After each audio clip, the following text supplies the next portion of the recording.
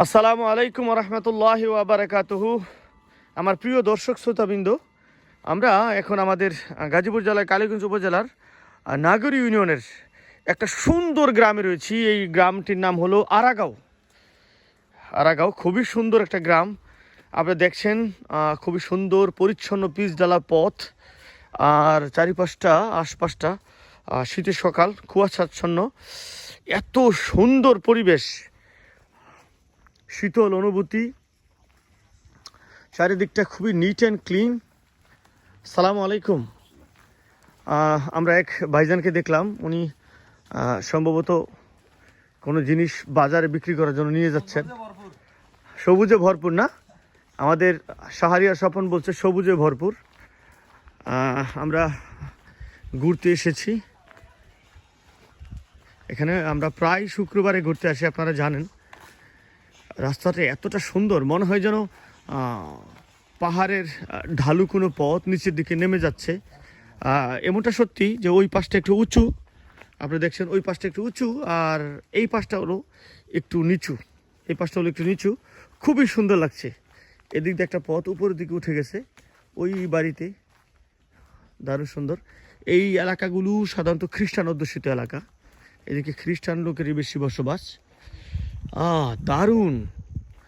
মেহবুব, কেমন লাগছে তোমার এখানে? অসাধারণ। কিছু বলবা আমার দর্শক শ্রোতাদের জন্য? কিছু বলো প্লিজ। বলার ভাষা নাই, বিশেষ করে নিজের গ্রাম, নিজের এলাকা, এটা অসাধারণ। আমি ঢাকা থেকে চলে আসি প্রায় সময় নিজের গ্রামের মানে বিশুদ্ধ অক্সিজেন নেওয়ার জন্য। আলহামদুলিল্লাহ, অসাধারণ মেহবুব। আমিও বলবো আলহামদুলিল্লাহ। এইরকম দৃশ্য আমার মনে হয় আমি বিদেশের কোনো লেক পার আছি এই মুহূর্তে। হ্যাঁ, বিশেষ করে আপনার আমাদের এশিয়ার বিভিন্ন দেশগুলো আছে, চায়না, জাপান, তারপর আপনার নেপাল, ভুটান, এই ধরনের অনেক দেশ আছে যেখানে এরকম সুন্দর সুন্দর লেক পার আছে, যেখানে এরকম বাদাই করা থাকে, অনেক কিছু থাকে। এই অসাধারণ অসাধারণ। আমাদের বাংলাদেশ যে সত্যিকার অর্থে প্রকৃতির মায়া ঘেরা, আল্লাহর বিশেষ রহমতে ঘেরা একটা দেশ, এইটা যদি আমরা গ্রামের বিভিন্ন জায়গাতে না যাই, বাংলাদেশের বিভিন্ন জায়গায় ঘোরাঘুরি না করি, তা না হলে এটা বোঝা সম্ভব না যে আমাদের দেশটা কত সুন্দর। কবি সাহিত্যিকরা যে বলে গেছেন যে আমাদের দেশটা কত সুন্দর, এইটা এইভাবে কেউ যদি না ঘুরেন তাহলে বোঝা যাবে না। এই কারণেই আল্লাহ কোরআনুল কারীমের মধ্যে মানুষকে তার জমিনের মধ্যে ঘোরার জন্য উৎসাহিত করেছেন, যাতে মানুষ দেখে আল্লাহর রহমতগুলো। এই কারণে আল্লাহ এত রহমত চতুর্দিকে দিয়েছেন, এত সৌন্দর্য, এত কিছু। এই কারণে আল্লাহ হয়তো সূরা আর রহমানের মধ্যে বলেছেন, ফাবিআইয়ি আলাই রাব্বিকুমা তুকাযযিবান। হে মানুষ, হে বান্দা, তুমি আমার কোন রহমতকে অস্বীকার করবে? হে জিন ও মানুষ। সত্যিকার অসাধারণ সুন্দর, অসাধারণ সুন্দর জায়গা, পরিবেশগুলো খুবই সুন্দর। শীতের সকাল, এখন আমরা ঘুরছি, এখন প্রায় সকাল 8টার মতো বাজে, 8টার উপরে সম্ভবত। এখানে একটা সুন্দর বাঁশঝাড়, আমার খুবই ভালো লাগছে। এত বিশাল বাঁশঝাড় একদম, আমি আপনাকে নিচ থেকে উপর পর্যন্ত দেখাচ্ছি। বিশাল বিস্তৃত, চতুর্দিকে অনেক বড় একটা বাঁশঝাড়। সাধারণত এগুলো গ্রামেই দেখা যায়, অন্য কোনো জায়গায় এগুলো দেখা সম্ভব না।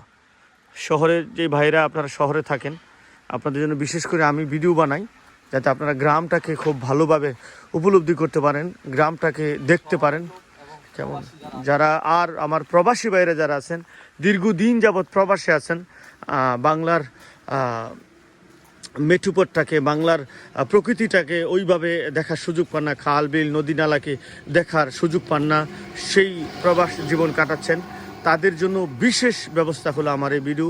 আপনারা আমার ভিডিওগুলোকে লাইক, কমেন্ট এবং শেয়ার করবেন।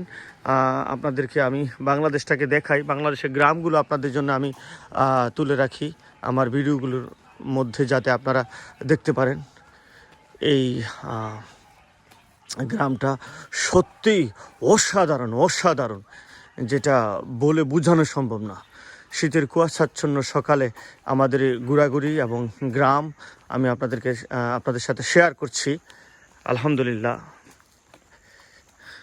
মানুষকে আল্লাহ রাব্বুল আলামিন কতভাবে যে মানুষকে রহমত দিচ্ছেন, সুবিধা দিচ্ছেন, সেটা বলে শেষ করার মতো না।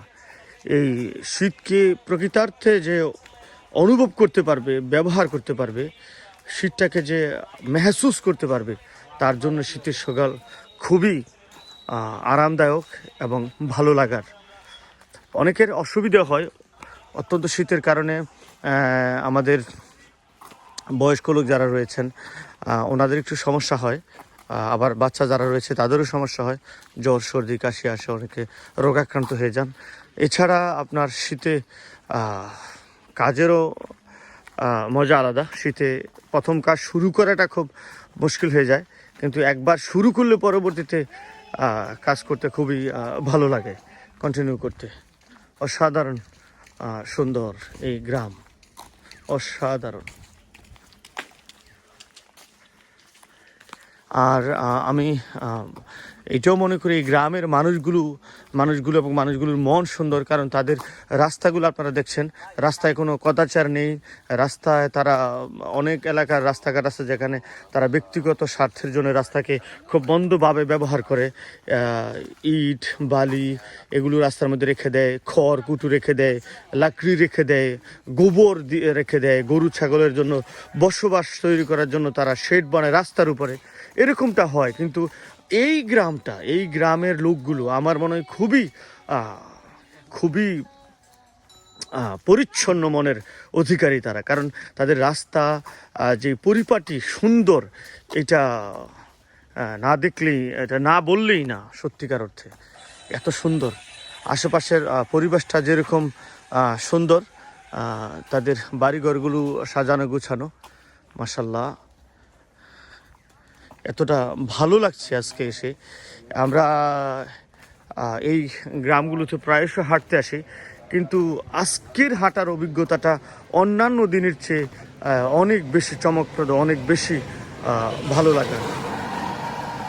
আমাদের গ্রামগুলোতে এখন, আমাদের গ্রাম না, সারা বাংলাদেশে প্রায় সকল গ্রামেই এখন অটোরিকশার খুব বেশি